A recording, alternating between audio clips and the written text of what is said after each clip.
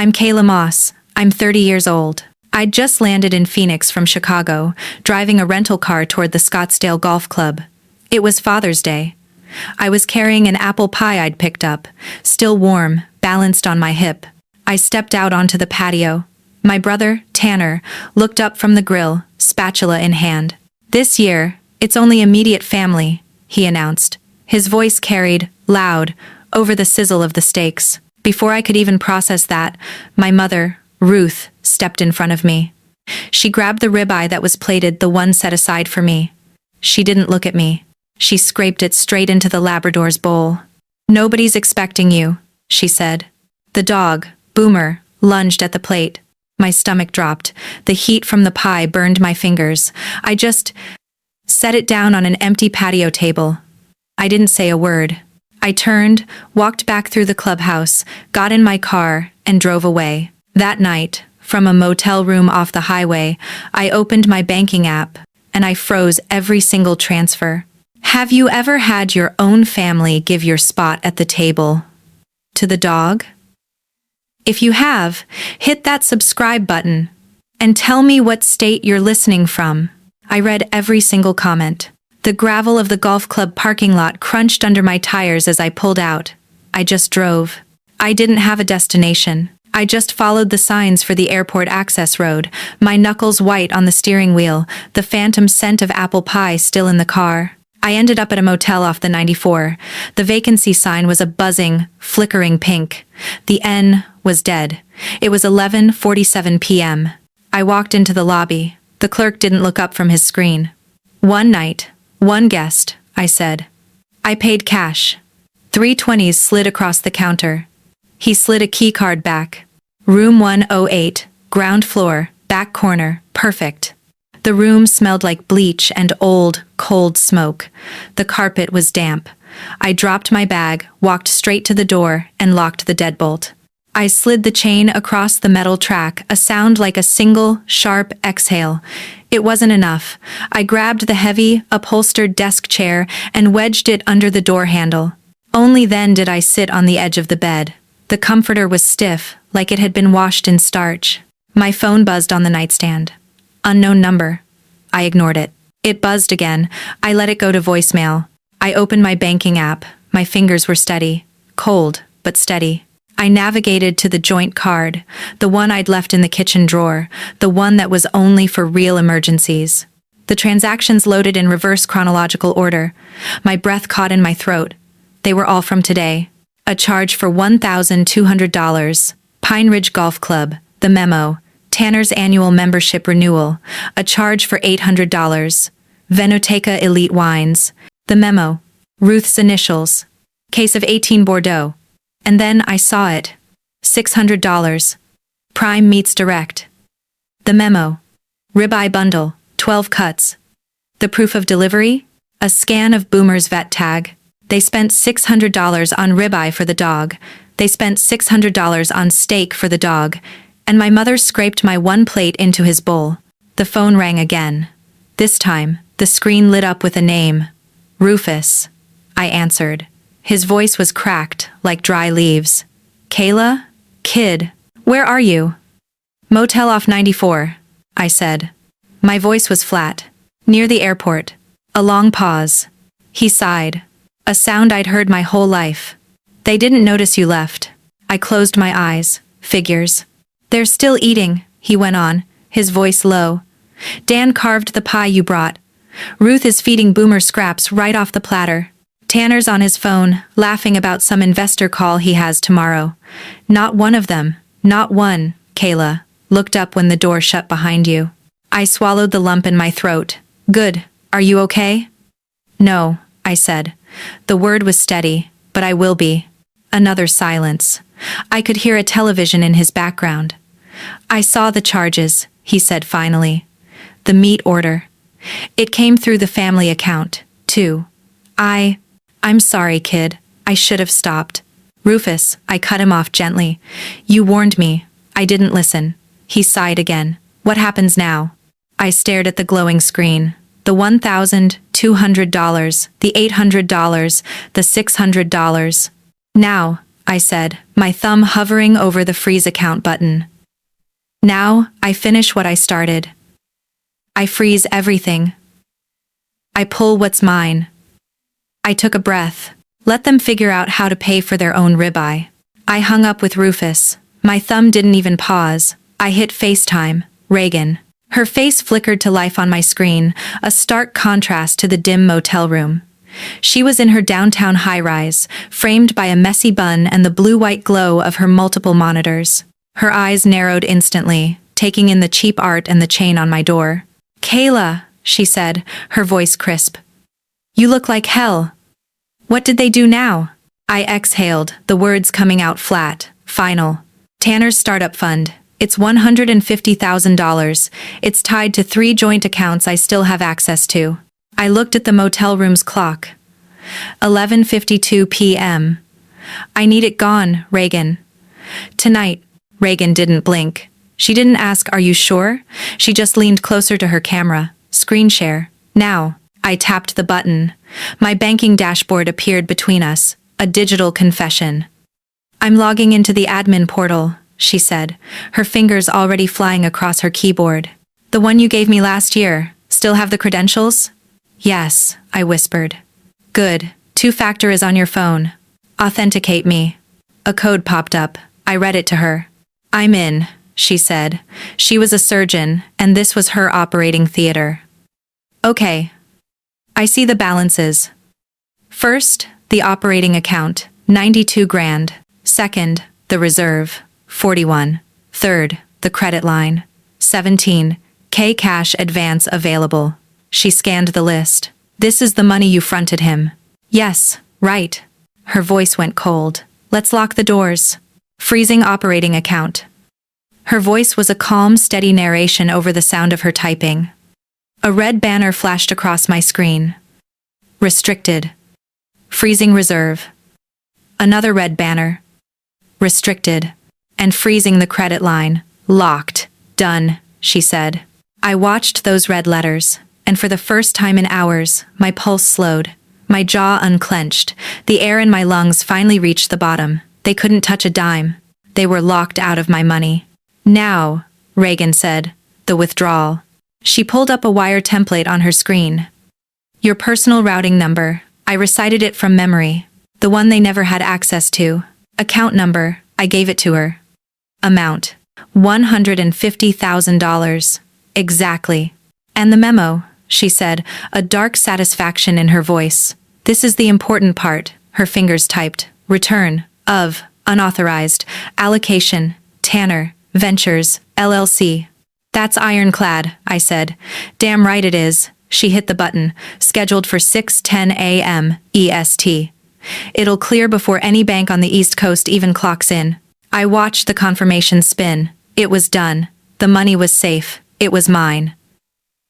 Then, Reagan smirked. "What?" I asked. "Oh, this," she said, gesturing to her other monitor. "This was just cleanup. Reagan, what did you do?" "I BCC'd you on an email I sent about 5 minutes ago," she said, to his lead investor, Westbridge Capital. My eyes went wide.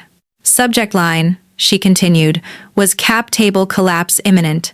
I attached the transaction history for the last 6 months, the history showing your name on every account." The history showing. Let's see. A $1,200 golf membership and an $800 wine subscription being diverted as personal expenses.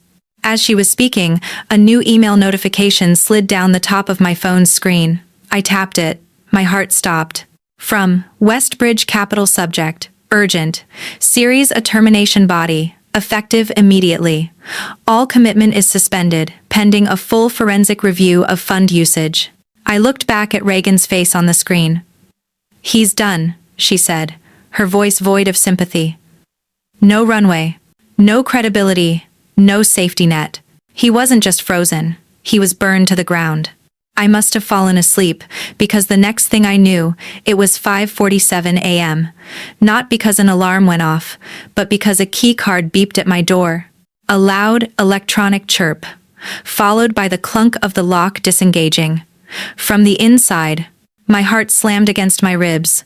I was off the bed, bare feet hitting the cold, gritty tile, before I was even fully awake. The chair I'd wedged under the knob shuddered as the door was shoved from the outside. Then, pounding. 3 sharp, furious fists.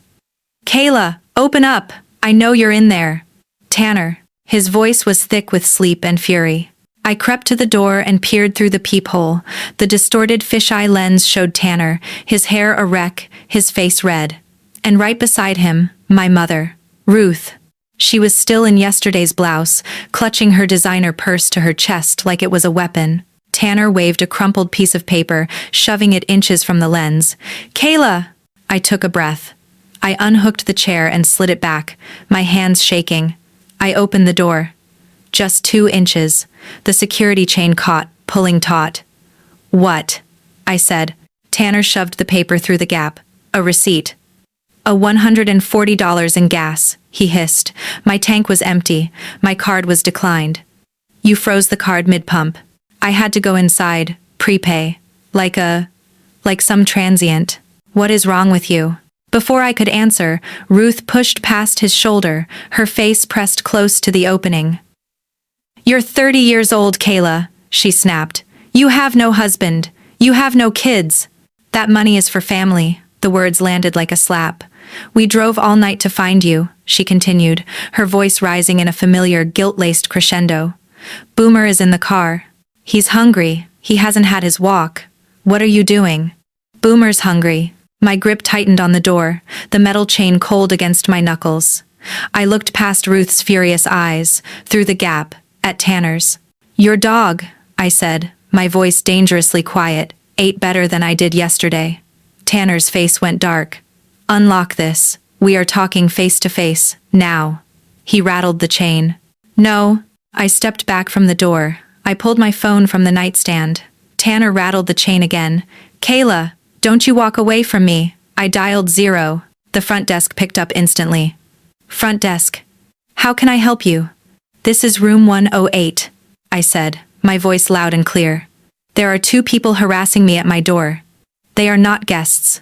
I need you to remove them." Ruth's eyes widened. You wouldn't. We're your family." The clerk's voice crackled over the line. "Security is on their way, ma'am." "She's calling security!" Ruth shrieked at Tanner. Tanner kicked the base of the door. The wood shuddered. "This is kidnapping!" "That's our money. It's theft prevention," I said to the door. Footsteps echoed down the hallway. Heavy boots, the jingle of keys and the sound of radio static. 2 uniformed security guards appeared behind Ruth and Tanner. The taller one spoke first. "Sir, ma'am, you need to leave the property, now." Ruth spun. "She's our daughter. She's holding our funds hostage." The guard didn't flinch. "That's a civil matter. This is trespassing. Walk." Tanner crumpled the gas receipt in his fist. "You will regret this, Kayla." I met his glare through the gap. I already did. For years. The shorter guard took Tanner's elbow. Ruth resisted, her purse swinging, until the first guard blocked her path. Final warning. They retreated. Tanner muttering threats, Ruth hissing about lawyers. The door to the stairwell clanged shut. I relatched the chain. I leaned my forehead against the cool, cheap wood of the door and exhaled. The room smelled of stale coffee, bleach, and defiance. Security knocked once. Gentle. "All clear, miss." I opened the door. "Chain off this time. Thank you." "Happens more than you'd think," the taller guard said. "Checkout's at 11. I closed the door, slid the deadbolt, latched the chain, wedged the chair back under the knob. My phone lit up on the bed. A new notification. Declined transaction. $140. Liso Shell Station. I swiped it away. 3 days after the motel, I was back in my own apartment in Chicago. The silence was a relief. 3 days of no calls, no texts, no 5 a.m. Ambushes. It felt suspicious. On the 4th day, a package arrived. A plain, white, bubble-padded envelope. No return address. The postmark was from Scottsdale. Inside, tucked into a folded piece of paper, was a single black thumb drive. It was from Rufus. I sat at my kitchen table, the laptop open, and plugged it in. The drive was unlabeled. A single folder popped up, and inside it, one file. For Kayla. MP3. I put on my headphones and pressed play. The audio hissed. Then, Rufus's voice, hoarse and close to the microphone. It sounded like he was in his old recliner by the window. "Kid," he rasped, "if you're hearing this, you did what needed doing." A long, rattling breath. I've been listening. Here's what they're saying now that you're gone." A pause, the sound of fabric rustling. Then, a new voice. My father, Dan. His voice was low, smug, and distant from the recorder. I could hear the television, a football game, and ice clinking in a glass. "Peaceful, isn't it?" Dan said. "No more spreadsheets, no more budgets." "No more," Kayla says. "Pass the remote, will ya? Game's back on." I heard Tanner laugh. Just a short, sharp bark. The audio clicked. The sound quality changed. Now, I heard heels clicking on the hardwood floor, pacing. "My mother, she'll fund it tomorrow," Ruth's voice snapped. She was on the phone, probably to one of her sisters. "She always does. She's just having a tantrum. She's 30 years old, no kids. She owes us this. She owes us stability." Another click. "Now, Tanner." The sound was different, echoing. He was in the garage. I could hear the metallic rattle of tools. He was pacing, phone on speaker. "The Series A is gone," he spat. "The investors bailed the second they got that email. She tanked me. On purpose. 50 grand in the tank and she pulls the rug." A pause, a clatter, like he'd slammed a wrench down. "Fine. She wants to play? I'll lawyer up. We'll see how she likes it when I freeze her assets instead. Family first, right? Family first." The words he used to get me to invest. Silence stretched for 10 seconds. Then, Rufus's voice returned, his breath ragged. "That's the last of it." He coughed. "Recorded that last night after they thought I was asleep. Dan's glued to the TV. Ruth's planning your return. And Tanner's plotting revenge. None of them see what's actually coming." I leaned closer to the laptop, my hand covering my mouth. "I've watched this circus for 30 years, Kayla," Rufus continued, his voice softening. You were always the fixer, the one who cleaned up the mess. But fixers, kid, they just get drained dry." A faint rustle. "Remember that summer you were 12? On the porch. I taught you checkers. I told you, always protect your pieces. You never forgot." The audio warmed. "They're gonna call. They'll beg. They'll threaten. They'll promise you the world. Don't answer the phone." He let out a small, proud chuckle. "You built your own board now, kid. Don't you let them back on it. Proud of you." A final pause. "Mailbox key is under the mat. Come by when you're ready. Door's yours." The file ended. I ejected the drive and slipped it into my pocket. The quiet in my apartment felt heavy, earned. Tanner's words echoed in my head. Freeze her assets instead. It wasn't a threat. It was a promise. Tanner's threat from the audio file, freeze her assets, was still ringing in my ears when my phone lit up the dark apartment. The time was 3 a.m. It wasn't a call. It was a notification. A Zelly request. My blood went cold. From Ruth. Amount requested. $2,600. Memo. Emergency motel extension. Pipe burst. Boomer stressed. Boomer stressed. Of course. Attached to the request was a photo, a flooded basement, water ankle deep around stacked cardboard boxes. It looked convincing. For a second. But I zoomed in. My screen lit up the room. In the back corner of the frame, behind a water heater, a green garden hose, coiled, with the brass valve pointed right at the floor. There was no burst pipe. There was a faucet. My fingers flew. I went to Tanner's social media. His profile was public, arrogant as always. And there it was, a selfie, posted just 2 hours before the pipe burst at 3 a.m. He was at a downtown lounge, grinning, holding a drink. The caption, "Deals on hold, drinks on me." This was the game. This was the planning your return Rufus warned me about. They thought I was still the fixer. They thought 3 a.m. panic, a fake flood, and a stressed-out dog would be enough to make me break, to make me send the $2,600. My fingers were shaking, but not with fear, with rage. A deep, cold rage I hadn't let myself feel. I opened my banking app. I clicked send money. I initiated a new transfer. I typed in Ruth's contact information. I entered the amount, $50. I tapped the memo field. My thumb hovered. Then I typed, my fingers steady now. Cost of the ribeye Boomer 8, and I hit send. The confirmation flashed, delivered. The silence lasted for exactly 15 seconds. My phone erupted. A call from Ruth. I declined it. A call from Tanner. Declined. A Zelle request. $2,600. Declined. Then the texts, a barrage, lighting up my screen. From Ruth, $50? Are you serious? From Ruth, this is cruel, Kayla. We are in a flooded motel. From Ruth, Tanner's calling the bank. He's reporting this. I muted the thread. I watched the muted notifications pile up, one after another. A final text slipped through before I blocked them. From Tanner, you'll pay for this. I powered my phone off. I went to bed. The next morning, I woke up to silence. I made coffee. I turned on my laptop to check my accounts, expecting to see a dozen more Zelle requests. Instead, there was an email. From Credit Monitoring Service. Subject, Unauthorized Inquiry Alert. My heart stopped. I opened it, a new credit card application, approved yesterday. Cardholder name, Tanner. Co-signer, Kayla. But I zoomed in on the fine print. He wasn't the primary. He'd used my social security number. The limit, $10,000. This wasn't a request. This was the lawyer up. This was identity theft.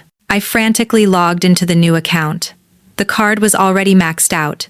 Transactions posted overnight. $5,200 at Riverwind Casino. 2 to 14 a.m. Chips cashed.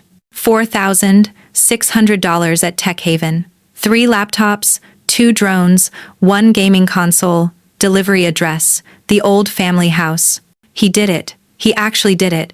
He didn't just drain the account. He set it on fire. This wasn't desperation. This was arson. My hands were shaking so hard I could barely type. I forwarded the credit monitoring email to Reagan. My message was one line. He's escalating. Her reply came back in 30 seconds. Not an email, a text. On it. Don't touch anything. Don't call the bank. Meet me downtown precinct, 9 a.m. Bring your ID and a copy of that email. Precinct 9, I whispered. This was real. I printed the email. The unauthorized transactions. The $5,200 at the casino.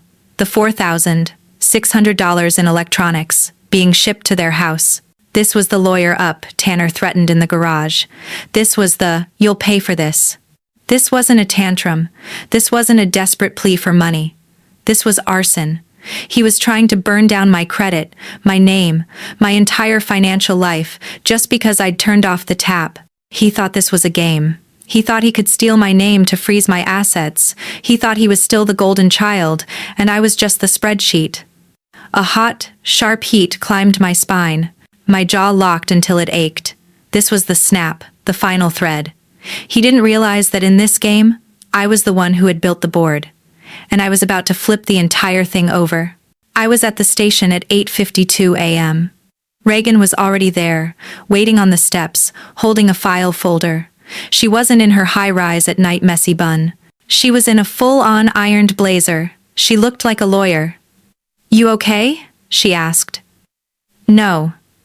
But I'm done," I said. "Good. That's what he's about to be." Inside, the fluorescent lights buzzed. The air smelled of old paper and stale coffee. We sat across from a detective who looked like he'd seen it all. Reagan didn't let me speak. She laid it out like a prosecution. Exhibit A, the freezing of the joint accounts following documented misuse. Exhibit B, the 3 a.m. Zelle request for $2,600, which was a fabrication. Here's the time-stamped social media post from the brother. Exhibit C, the retaliatory identity theft. Here's the credit report, the fraudulent transactions, and the shipping address. He sent $4,000 $600 in stolen electronics to his own house. The detective just typed.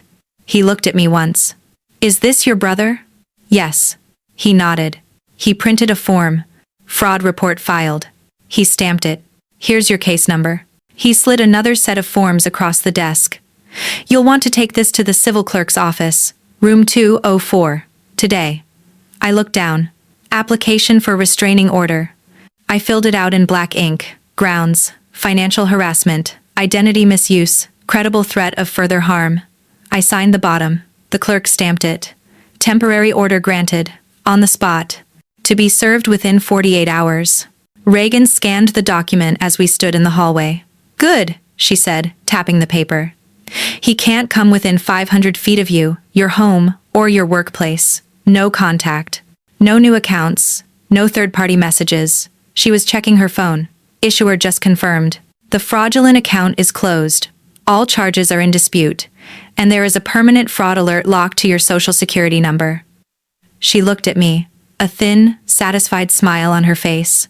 He thought this would break you. She shook her head. It broke him. The police will be knocking on his door by noon. They'll serve him with this order, right along with the fraud report. We walked out of the precinct, back into the sharp morning sun. My phone buzzed. It was a bank alert. Reversal complete. $9,800 has been credited to your account. The casino. The tech store. It was already being undone. I showed the screen to Reagan. Cleanup starts now, I said. I got in my car. I drove home. And I put the restraining order, folded neatly in half, right in my glove box. The summer burned into fall. The case against Tanner for fraud moved forward. The restraining order held. The texts, the calls, the 3 a.m. Zelle requests. All of it just stopped. The silence was deafening, at first. And then, it was just peace. One crisp afternoon in October, I was walking from the L station to my apartment. A new place on the river, one they had never seen. My route took me past the old house, the one I'd grown up in. I hadn't planned to, I just ended up there. A bright red sign was staked into the front lawn, driven hard into the brown, uncut grass. Foreclosure. Auction. November 15 th. My breath fogged in the air. The bank had finally called their bluff. Taped to the mailbox, flapping in the wind, was another notice.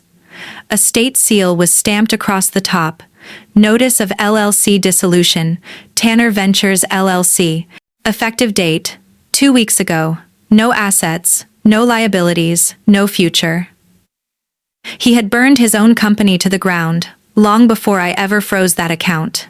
I just stopped providing the fuel. I stood there for a long time. I felt nothing. No, that's wrong. I felt light. I just turned and kept walking home. A week later, a small box was waiting at my post office branch. The handwriting on the label was shaky, but familiar. Rufus. I took it home, sat at my kitchen table, and opened it. Inside, there was no bubble wrap. Just a single, heavy object. Boomer's old stainless steel feeding tray. It was dense, cool to the touch, with a faint grease ring still visible on the rim. It was the last piece. A note was tucked beneath it. Kid, it read. He won't need this anymore. Thought you should have the last piece. I traced the rim with my finger. The metal was cold, heavy with memory. The sound it made when Ruth scraped my steak into it. This wasn't trash, but it wasn't a treasure either. It was just closure. I slipped the note into my pocket and put the heavy steel tray in a drawer, underneath old manuals and spare keys, a relic from a life that wasn't mine anymore. That night, Reagan came over. She brought a bottle of Bordeaux, the good kind, the kind I'd never seen on their expense reports. My apartment was warm. The lights of the Chicago River glittered below. We poured 2 glasses. Reagan raised hers. To building your own board, she said, her eyes smiling, referencing Rufus's tape. And to protecting your pieces, I added. We clinked glasses. The sound was clear, sharp, and final. After she left, I sat on my sofa, listening to the hum of the city. I opened my journal, a new one, with a clean, black cover. I turned to the first blank page. My pen was steady. I wrote, Portfolio rebalanced. Position, 0. I underlined it, twice. I opened my real banking app, not the joint ones, but mine. My credit was pristine. The fraud alerts were in place. No joint anything, no shared risk, no co-signers. The foreclosure sign flashed in my mind.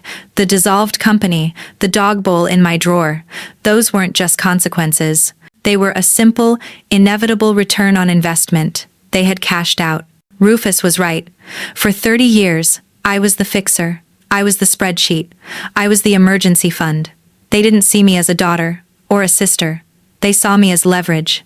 But family isn't leverage. The moment my mother scraped my dinner into a dog's bowl, they didn't just disrespect me. They declared bankruptcy. Morally, financially, in every way that mattered. You are not an emergency fund for people who refuse to grow up. You are not required to set yourself on fire to keep others warm. And you are never obligated to fund your own abuse. If you're ready to protect your own pieces, and maybe even build your own board, hit that subscribe button. And welcome to the family.